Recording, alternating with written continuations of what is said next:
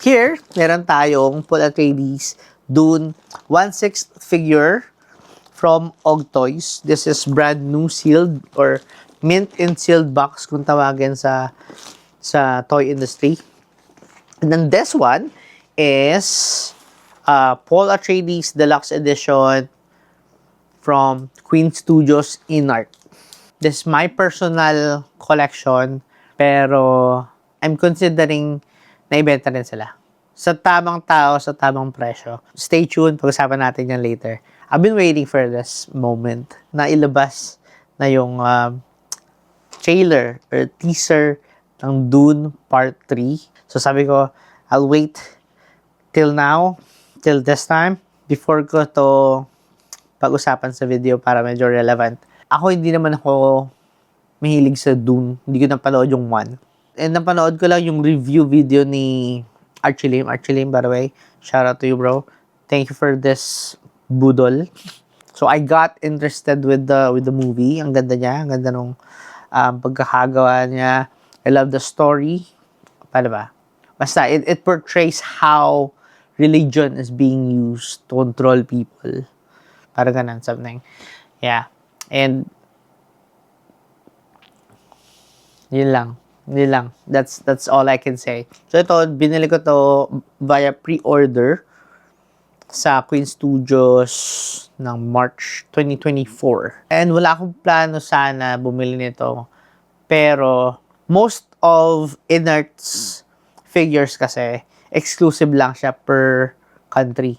Minsan Australia lang available yung figure, minsan China lang, ganun, something. So, ito, they made it available worldwide. Yung quality nito is sobrang ganda. Look at that.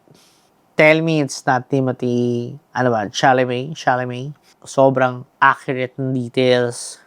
Ito naman, hindi ko siya ginugol na bilhin. Kasi this is sold out na eh. Nauna to ma-sold out. Nauna to i-release bago to.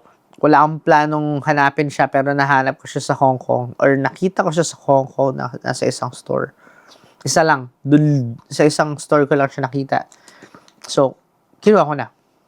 Initially, my goal for this one is since pre-order siya, since alam ko it will be rare, kinuha ko siya, iniisip ko ibibenta ko siya.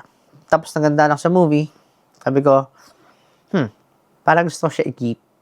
Kaso, parang, I don't know, parang hindi ko feel mag-unbox. Hindi ko siya feel i-unbox.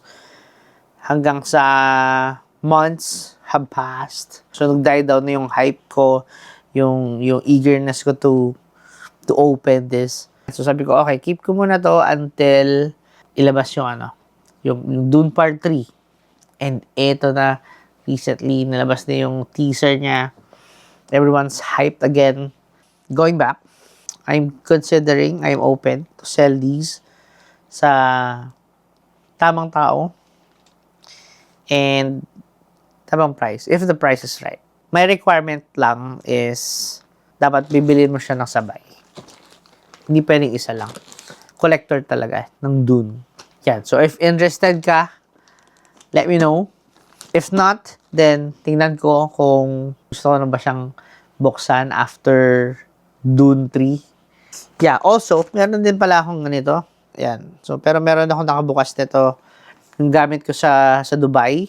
Let's talk more about this sa susunod na lang na video.